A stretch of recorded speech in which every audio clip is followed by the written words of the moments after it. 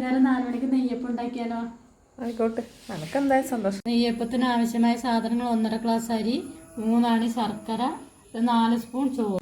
അരിയും ചോറും ശർക്കരയും കൂടി മിക്സിയിലിട്ട് അരച്ചെടുക്കണം. അരി നല്ലോണം അരച്ചെടുത്തിട്ടുണ്ട്.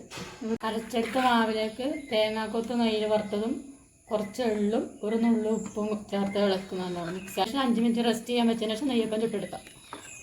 ഈ ചൂടായതിനു ശേഷം വെളിച്ചെണ്ണ ഒഴിച്ചു കൊടുത്തിട്ടുണ്ട്. ഓരോന്നായിട്ട് ഇങ്ങനെ ചുട്ട് എടുക്കാം. എണ്ണ നല്ലോണം ചൂടായതിനു ശേഷം മാവ് ഒഴിച്ചു കൊടുക്കാൻ പാടില്ല. എന്നാലും തിരിച്ചും മറച്ചുവിട്ടിങ്ങനെ അപ്പം ഓരോന്നായിട്ട് വേവിച്ചെടുക്കണം. സൂര്യക്കുട്ടി നമ്മൾ അപ്പെല്ലാം റെഡി ആയിട്ടുണ്ട്. ഇതെല്ലാവരും ഇതുപോലെ വീട്ടിൽ ഉണ്ടാക്കി നോക്കണം.